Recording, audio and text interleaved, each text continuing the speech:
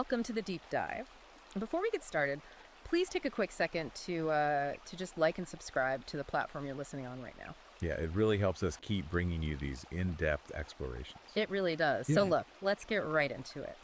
You are someone who is deeply invested in understanding the history of our modern institutions. You want to know exactly how they operate today. Right. And as someone analyzing the world from a men's rights and manosphere perspective, you're constantly looking for sources that just pull no punches. You want the raw material. Exactly. You want the material that actively decodes the cultural landscape, specifically looking at that era before our institutions were supposedly captured by feminists and Marxists. Well, today we have an intense, highly provocative new ebook on the table. Definitely provocative. Oh, absolutely. It is titled Mate Suppression, Feminist Hegemony, Marxist Alliance, Satanic Inversions, and Insufferable Ideologies Killing Civilization. And it's by Conrad Riker. That is quite the title. It sets the tone immediately. This is an ultra-long, incisive, and fascinating manual designed to completely deconstruct the modern cultural and political landscape. And I have to tell you, if you want the full, unfiltered experience of these arguments... You do, honestly. Yeah, you absolutely must check Amazon Kindle and Google Play Books to buy the ebook for yourself. You really need to read his exact words. And you should also follow the author at Conrad Riker on Substack for more of his writings. So the mission of this deep dive today is to systematically unpack Riker's core arguments. We are going to explore his concept of how traditional institutions were allegedly captured by what he calls a feminist Marxist alliance. Right. We're going to look really closely at the historical roots he presents, and we're going to distill his massive compilation of evolutionary psychology, historical analysis, and cultural critique. We want to give you the precise blueprint of his arguments so you can understand the exact mechanics of what he believes is happening to Western civilization from the ground up. But before we go any further, we do have a mandatory impartiality disclaimer that we must explicitly state. Yeah, we have to put this out there. The source material we're covering today contains highly politically charged content. Very charged. We want to clearly declare to you, the listener, that we are not taking any sides here. We are not endorsing the viewpoints, the political stances, or the conclusions of the author. Our role as your expert guides is strictly to impartially report on the content provided. Exactly. We are just here to break down the author's arguments and convey the ideas contained in the original source material so that you can analyze them independently. So you can make up your own mind. Right. Okay, let's unpack this. The author starts by introducing a foundational concept he calls the maternal matrix. He argues that core institutions, things like family courts, the education system, and the welfare state, have transformed from functional, objective systems into ideological battlegrounds. And the driving force behind this, according to the text, is a fundamental perversion of the maternal instinct. How does Riker actually define that perversion mechanically? What's fascinating here is how he scales up human biology to the level of government policy. Okay. He suggests that the natural maternal instinct, which is biologically designed to nurture and protect vulnerable, helpless children. Right, which makes sense for an infant. Exactly. But he says it's been completely hijacked and scaled up to the level of the state, creating what he calls the maternal state. So treating adults like kids. Yes. In this framework, adult citizens are no longer treated as autonomous, capable individuals.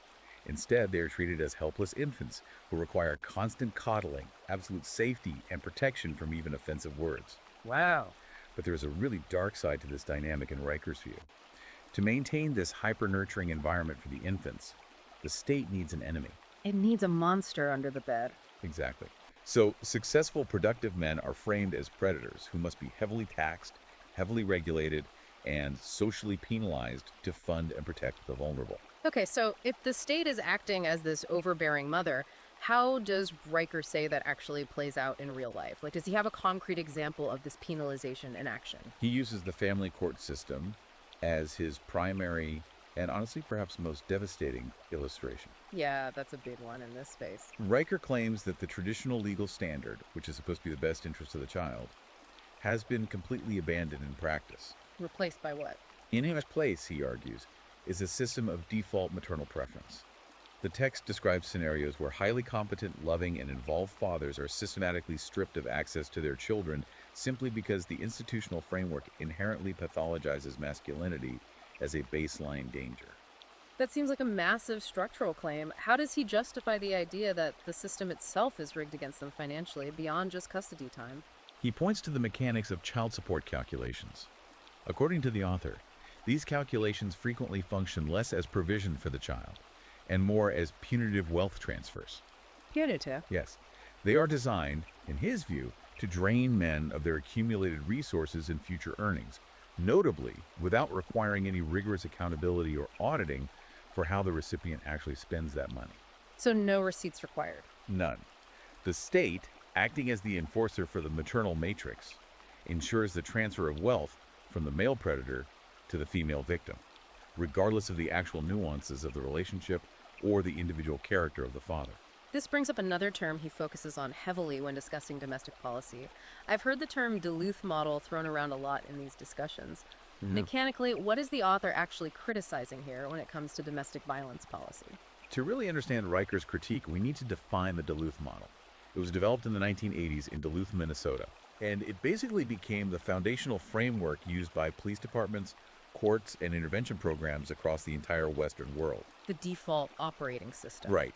And the core assumption of the Duluth model is that domestic violence is not caused by psychological issues, substance abuse, or mutual relational dysfunction. So it ignores all the messy reality. Exactly. Instead, it assumes that domestic violence is fundamentally rooted in patriarchal control.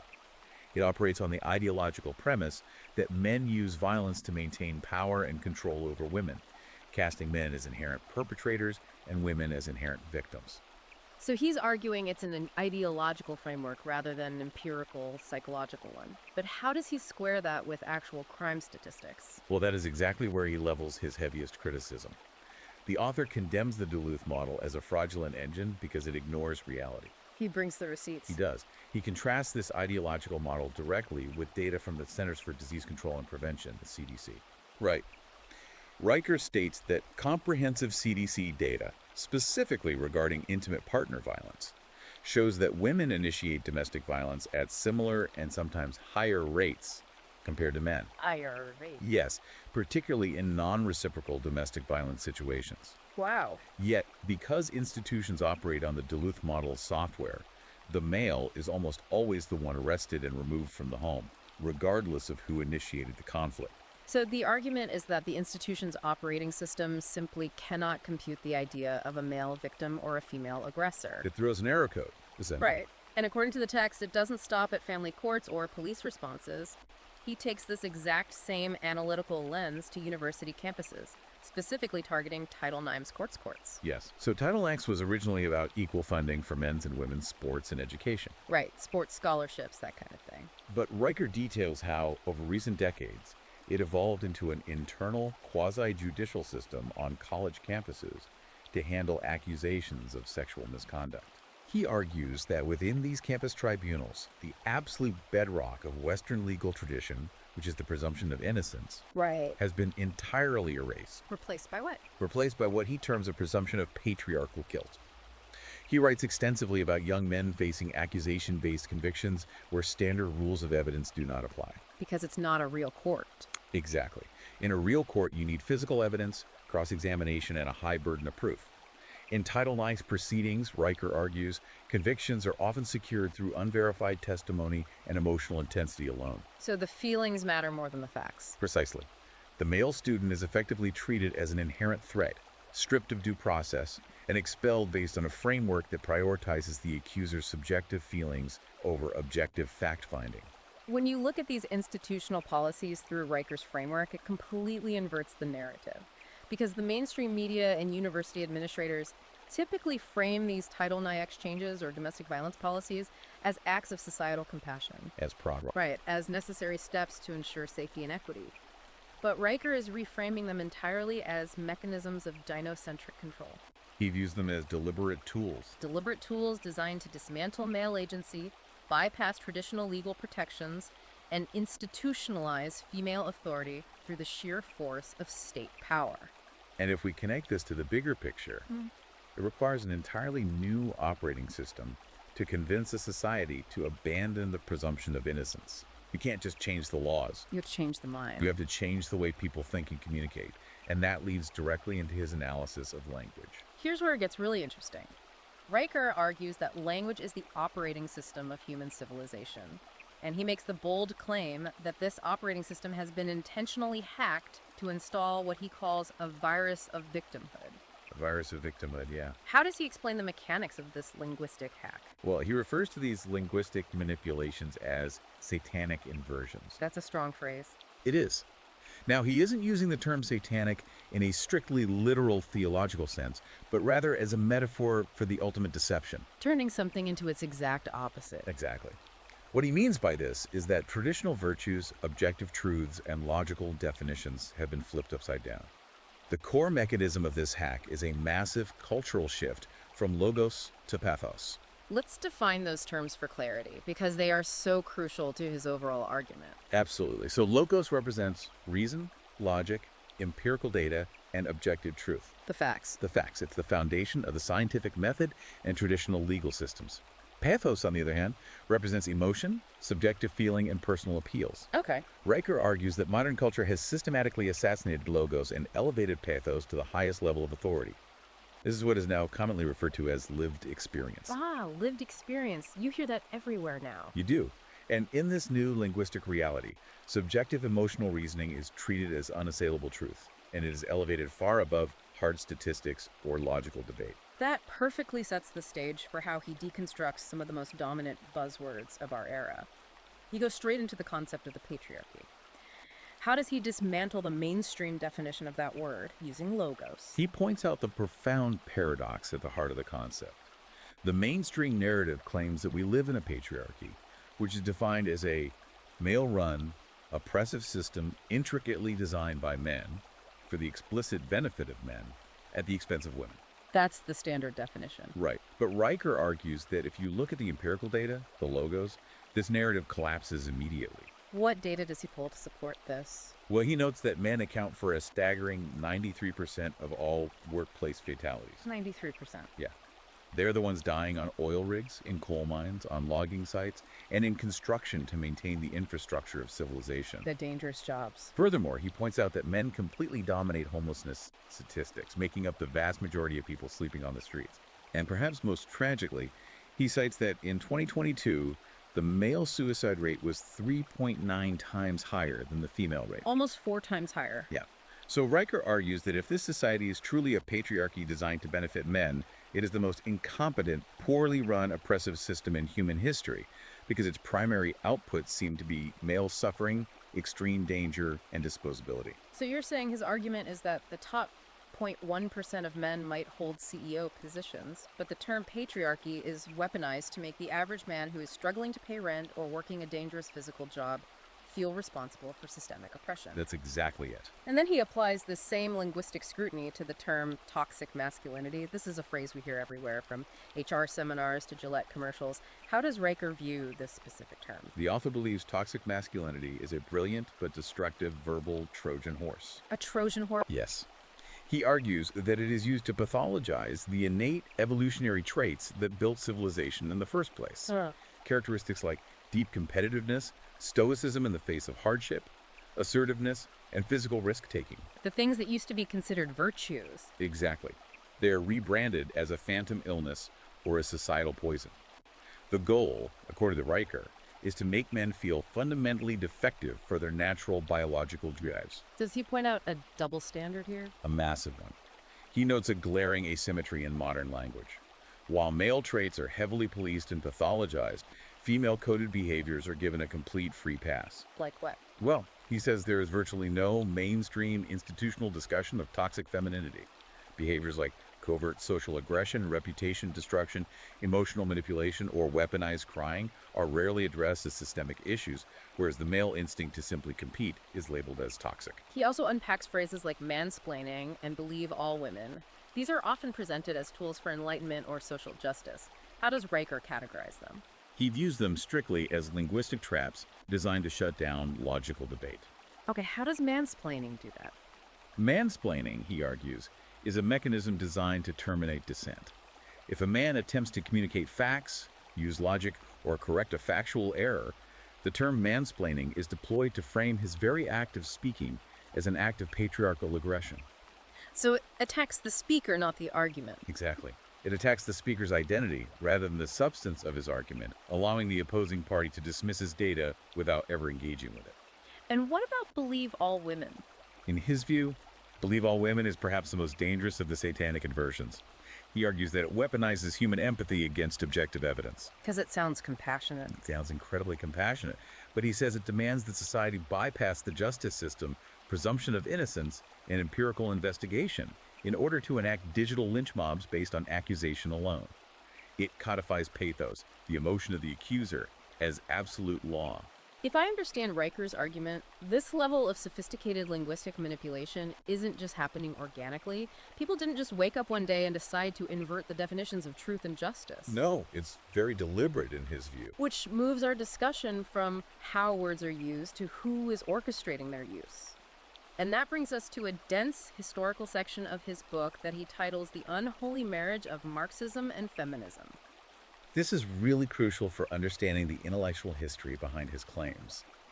Riker traces the decay of modern institutions directly back to the Frankfurt School and the development of critical theory. Let's pause and define the Frankfurt School, because that's a term that gets thrown around a lot but is rarely explained mechanically. Who were they and what did they actually do? So, the Frankfurt School refers to a group of Marxist scholars and intellectuals originally associated with the Institute for Social Research in Frankfurt, Germany, back in the 1920s and 30s. Classical Marxism, as envisioned by Karl Marx, was entirely focused on economics. It was about the class struggle between the bourgeoisie, the wealthy factory owners who held the capital, and the proletariat, the working class who provided the labor. The classic factory worker versus factory owner dynamic. Right, and Marx believed the working class would inevitably rise up in a violent revolution. But that didn't happen in the West. The Western working class actually became relatively prosperous. Exactly, according to this historical critique. Because the economic revolution failed to materialize in capitalist societies, thinkers associated with the Frankfurt School, like Herbert Marcuse, realized they needed a new strategy. They had to pivot. They pivoted hard. Riker argues that they shifted the battleground. If they couldn't divide people by economic class to spark a revolution, they would divide them by cultural identity, race, and gender. So they swapped out class for culture. Yes, they repackaged economic class struggle into cultural struggle. This is the birth of critical theory, the relentless critique of every traditional Western institution to find hidden power dynamics and oppression. So how does feminism enter this Marxist framework? Well, Riker argues that radical feminists essentially grafted classical Marxism onto gender dynamics. In this new framework, men are cast in the role of the oppressive capital-hoarding bourgeoisie, and women are cast as the oppressed, exploited proletariat. Wow. He argues that this ideological fusion was catastrophic because it turned every interaction between a man and a woman, every workplace dynamic, and even the institution of marriage itself into a microcosm of Marxist class warfare. You're no longer husband and wife building a life together. No, you are the oppressor and the oppressed. That conceptual bridge really clarifies his intense focus on the distinction between equality and equity.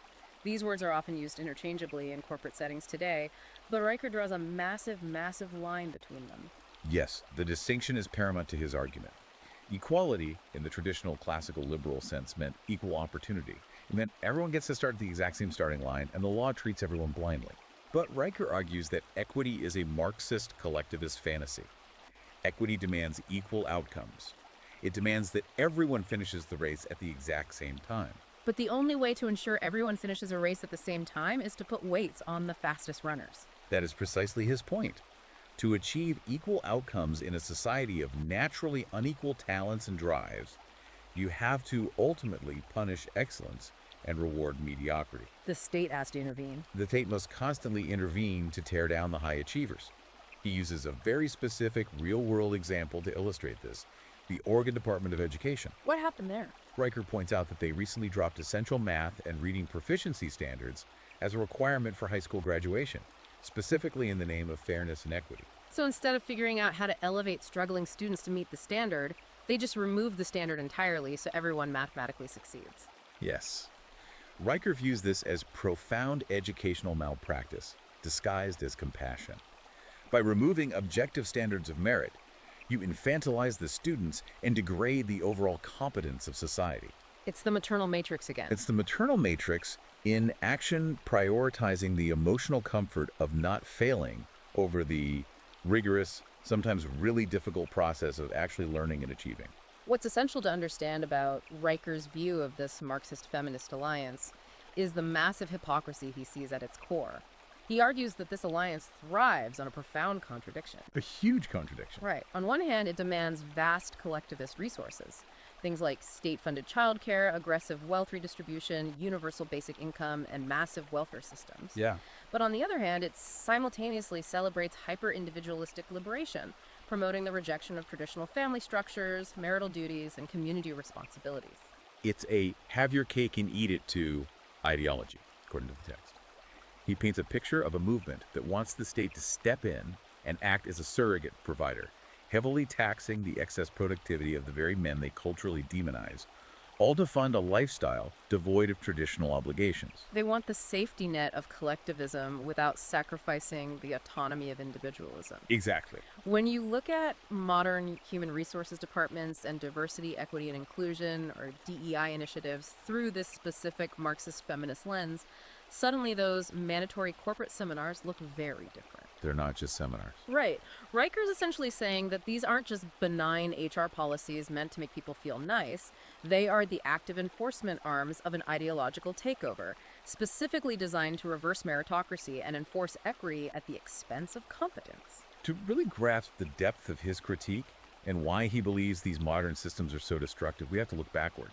A massive portion of Riker's text is dedicated to unearthing the real history of civilization before this alleged institutional capture. He goes way back. Way back. He believes we have been sold a false history to justify current political goals. The author goes to great lengths to debunk what he calls the egalitarian hunter-gatherer myth. This part is a complete paradigm shift, because you always hear the mainstream anthropological narrative that in ancient foraging societies, gender roles were fluid, women were equal gatherers and hunters, and it was a peaceful, egalitarian utopia until agriculture and property ruined everything. That's the standard textbook line. Yeah.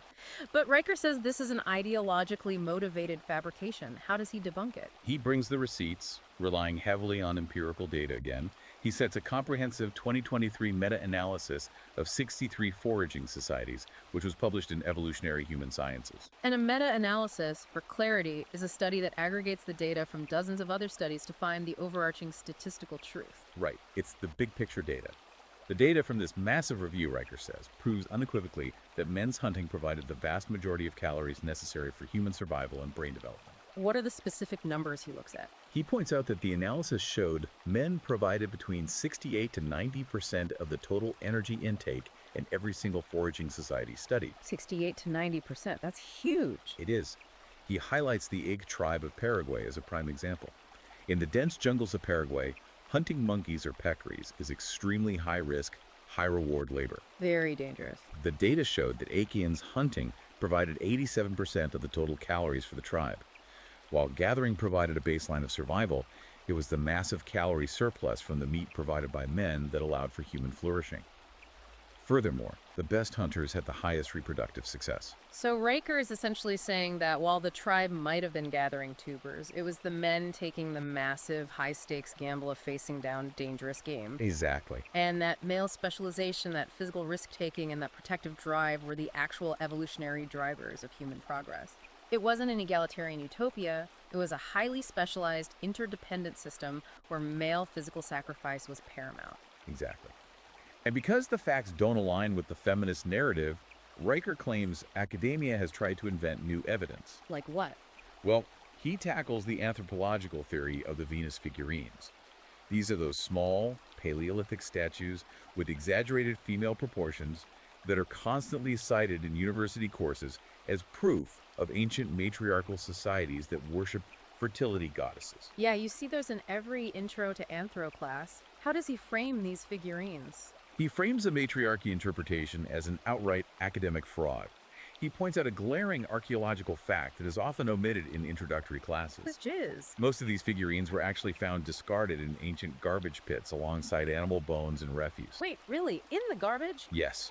They were not found on altars or in temples. Riker suggests they were far more likely to be rudimentary ritual hunting tokens or even Paleolithic pornography rather than revered idols of a dominant matriarchal religion. That completely flips the narrative. He claims academics push this flimsy matriarchy narrative to build a cathedral to victimhood, a way to suggest that our current, supposedly patriarchal society is an unnatural, oppressive deviation from a peaceful, female-led past. And then he fast forwards through history to the Industrial Revolution. This is one of his most provocative takes in the entire book. Oh, absolutely. He argues that the Industrial Revolution, driven primarily by male engineering, innovation, and grueling labor, finally freed women from the brutal Darwinian survival pressures of crop failures, high infant mortality rates, and endless physical toil. It created an unprecedented level of safety. Right. But, he argues, this newly created prosperity and safety had an unintended psychological consequence. Yes, the consequence of safety is often a lack of purpose. Riker argues that the immense wealth and convenience generated by the Industrial Revolution led to a tremendous amount of leisure time, particularly for bourgeois middle-class women. He posits that this widespread historical boredom effectively incubated modern feminism. Without the immediate daily threat of starvation or freezing to death, societal energy shifted. It allowed for the creation of what he calls invented grievances. So, as the physical labor required to run a household plummeted due to washing machines, indoor plumbing, and electricity, the subjective feelings of oppression paradoxically skyrocketed. That is his central historical thesis. He is suggesting that the removal of harsh survival dynamics paved the way for modern social enforcement mechanisms. Because you have time on your hands. Exactly. When you are no longer fighting for your life against nature, you start fighting for status within the social hierarchy. And this leads us directly into his analysis of how that social status is fought for today through what he calls the female conformity engine and the hive mind. Right. If men historically competed through physical risk and resource acquisition, how do women compete and enforce rules, according to Riker? You mentioned earlier that there are specific social enforcement mechanisms at play. Riker uses an acronym for this. GSR triad. Yes, the GSR triad. What exactly does that stand for, and how does it work? So GSR stands for gossip, shame, and rallying. Gossip, shame, and rallying. The author argues that because women historically had an evolutionary reliance on social harmony and group acceptance for their physical survival, since they were less physically imposing and needed the protection of the group, they developed highly tuned, sophisticated mechanisms for indirect relational aggression. They couldn't rely on physical combat. Right, so they mastered social combat. And he claims this ancient survival instinct has been weaponized in the modern era. Exactly. He argues it is transformed into a terrifying tool for mass conformity and reputation destruction. Gossip is the intelligence-gathering, phase-whispering networks identifying who is stepping out of line. Finding the target. Shame is the punishment phase. But importantly, it is directed at someone's core identity rather than just critiquing their actions. And rallying is the collective mob action, organizing the group to isolate and crush the dissenter so that unanimity is restored. He compares modern cancel culture to several historical examples to prove that this isn't a new phenomenon, just a digitized one. He points to the Salem witch trials. What is the parallel there? In Salem, you had a society gripped by moral panic, where hysterical, unverified accusations led primarily by young women resulted in the execution of innocent people. Evidence didn't matter. Evidence didn't matter at all. The emotional contagion of the accusation was enough to secure a conviction. He also mentioned the temperance movement, which weaponized maternal concern, the idea of protecting the children, to ban alcohol entirely, which disastrously led to the rise of organized crime. And he references the French Revolution too, right? Yes, the saloniers of the French Revolution, the wealthy women who hosted gatherings and used sophisticated gossip networks to decide who was politically acceptable and who was sent to the guillotine. The through line Riker is drawing is that these are all examples of female-led or female-dominated social movements prioritizing emotional contagion, moral panic, and relational aggression over rational due process and empirical evidence. And today, he argues, we have handed this ancient biological mechanism a nuclear accelerator. That accelerator is social media. Right. He uses the phrase estrogen collectivism to describe how digital platforms like X, formerly Twitter or TikTok, operate. These platforms are algorithmically optimized for emotional engagement and moral outrage. They feed on the painfuls. They do. They create what sociologists call informational cascades. In these digital environments, the emotional contagion completely overrides factual debate. A single unverified accusation or a 10-second out-of-context video can destroy the man's career, his family, and his reputation in a matter of hours. The moves fast. Very fast. The hive mind demands absolute unanimity and swift punishment. It has zero interest in the slow, methodical process of discovering the truth. He also ties this immense social power directly to market forces. It's not just happening on Twitter, it's dictating corporate policy. He notes the statistic that female consumers control upwards of 85% of all discretionary spending in the economy. Yes, 85%. Because of this massive economic leverage, they are able to use their market force to enforce what he calls an attention matriarchy. Attention nature. Corporations, Hollywood studios, and institutions instantly bow to online outrage mobs because they are terrified of losing that 85% consumer base. When a corporation fires a CEO over a minor social faux pas, or when a brand completely changes its marketing to appease an online mob, they are bowing to the GSR triad, amplified by consumer capitalism.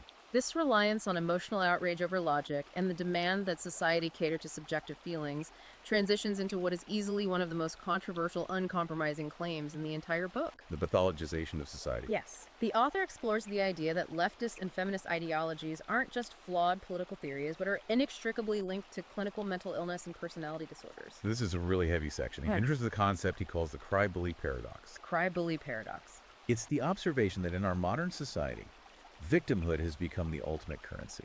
It is the highest form of power you can attain.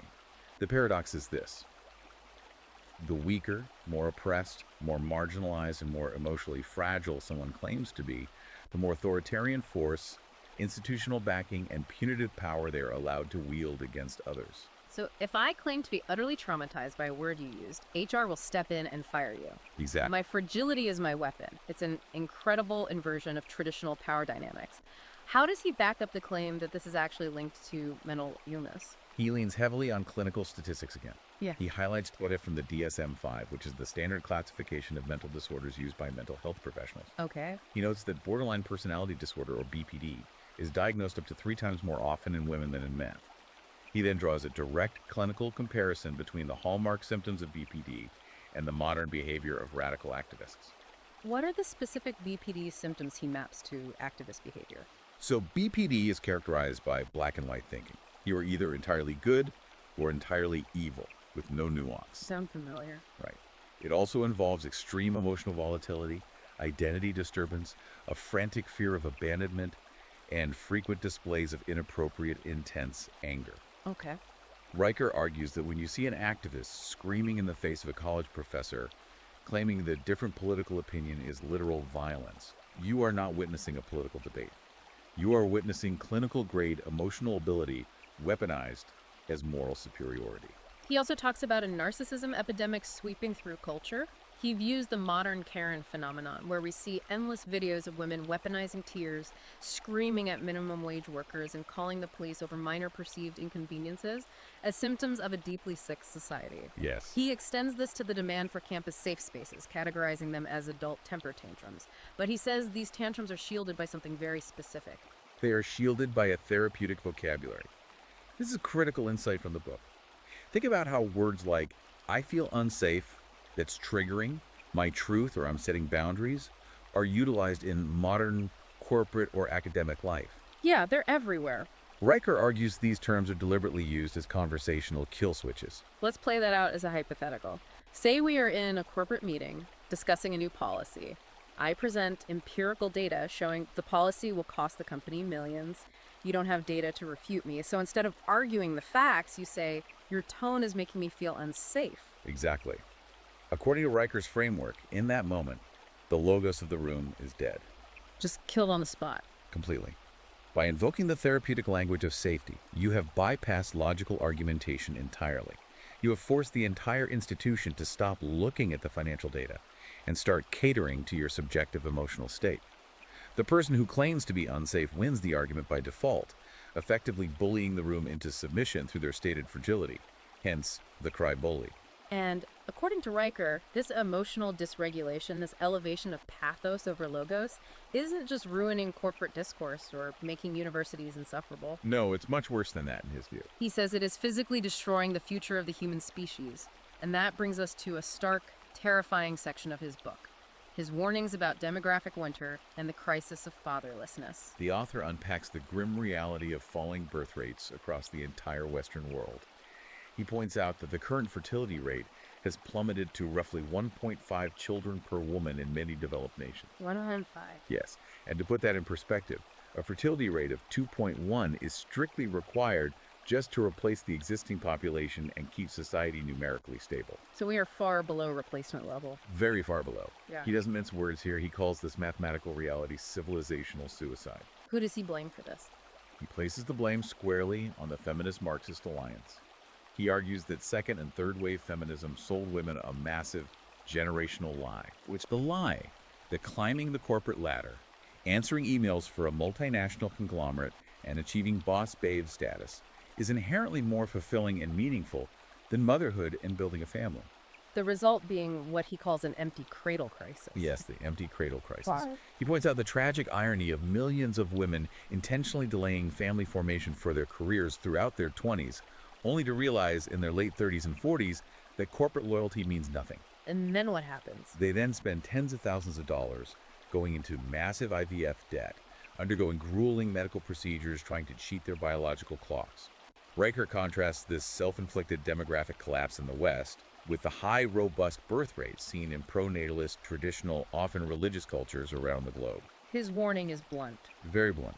The future ultimately belongs to those who actually show up for it by having children. A society that stops breeding out of ideological narcissism simply deletes itself from history.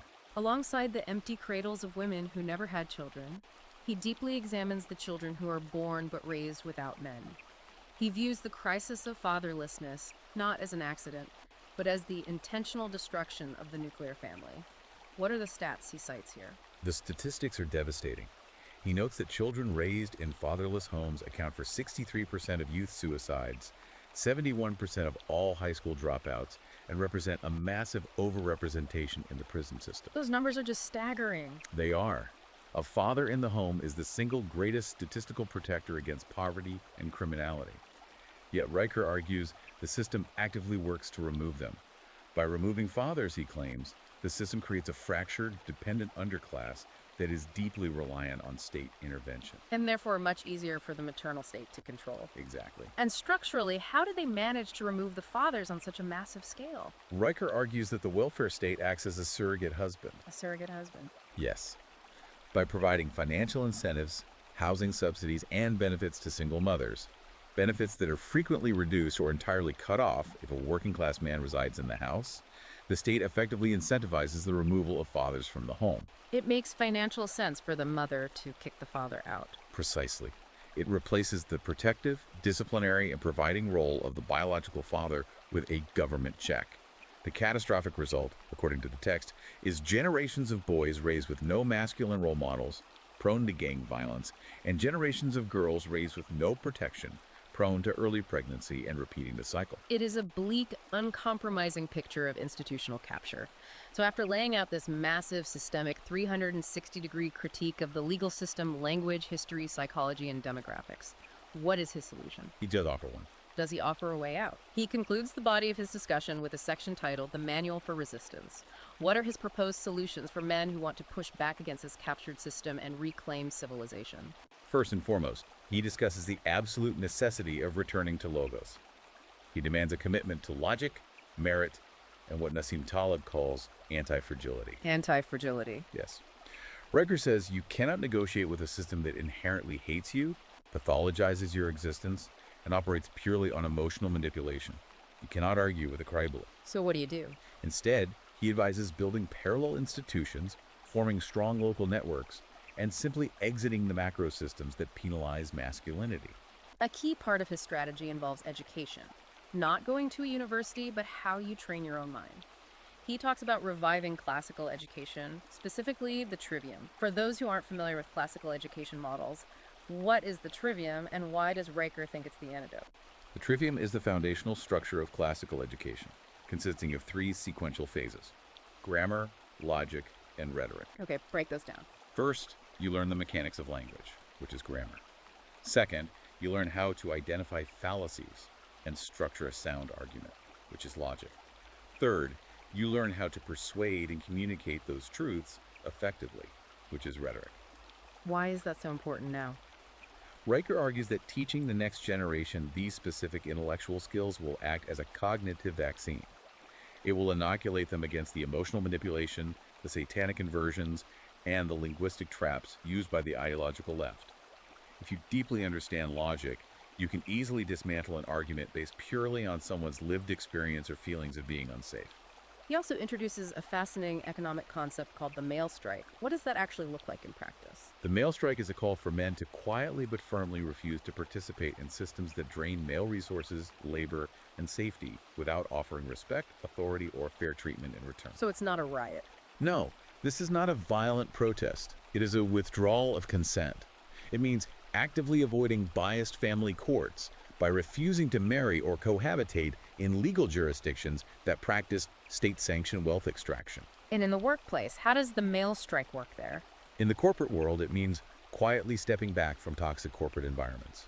If a company implements aggressive DEI policies that cap a man's advancement based on his race or gender, the male strike dictates that he stops volunteering for overtime, stops mentoring, and stops giving his excess civilization-building energy to a corporation that penalizes his high performance in the name of equity. He just checks out. He takes his skills to a parallel economy or starts his own enterprise. Finally, he highlights the importance of humor, mockery, and unapologetic excellence as weapons of resistance. Why mockery? That seems almost petty compared to the rest of this. Because dogmatic ideologues, cry-bullies, and Marxists generally have absolutely no sense of humor. They take themselves incredibly seriously and cannot handle satire. Mocking their absurd policies, their safe spaces, and their manufactured outrage exposes their profound fragility to the world. It pops the bubble. It breaks the spell of the GSR triad. And beyond humor, simply maintaining a standard of unapologetic excellence in your own life, staying fit, building wealth, raising a strong family, proves through action that meritocracy and traditional structures are vastly superior to forced equity and state dependence. So, to summarize the massive scope of what we've covered today, this deep dive equips you with a highly specific, uncompromising lens through which to view the history of our institutions and the cultural shift happening right now. It's a powerful lens. When you look at modern corporate DDI policies, shifts in educational curriculums dropping math standards, or the hostile dynamics of modern family courts, Riker's arguments provide a rigorous, unapologetic framework for understanding the manosphere's overarching critique of the modern world.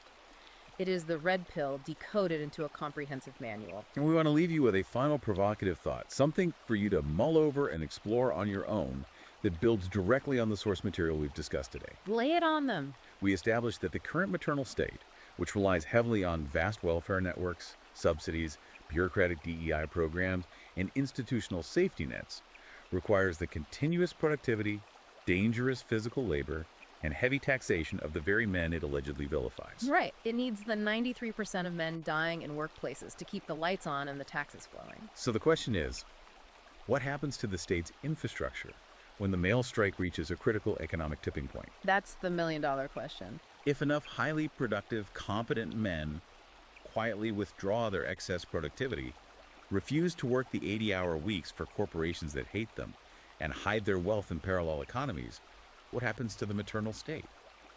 Will this system, which runs entirely on male tax dollars, simply be forced to organically revert to a meritocracy out of sheer financial starvation? It's a profound question of whether ideology can survive when the raw resources that fund it finally dry up. Exactly. That is an incredibly fascinating and dangerous question to leave off on. If the host organism starves, the parasite dies. That's the theory. We want to remind you one last time to please like and subscribe to the show on whatever platform you're using right now so you don't miss our future deep dives. Thanks for the support. As a reminder, today's source material was a review of a highly provocative, dense ebook. We have only scratched the surface of his historical and statistical analysis. We forcefully encourage you to explore these concepts in their raw, unfiltered form. You absolutely need to check Amazon Kindle and Google Play Books to purchase the book for yourself and read the author's exact words. Highly recommend picking it up. And don't forget to follow the author at Conrad Riker on Substack for more ongoing content, cultural analysis, and resistance strategies. Thanks for joining us for this deep dive, and we'll see you next time.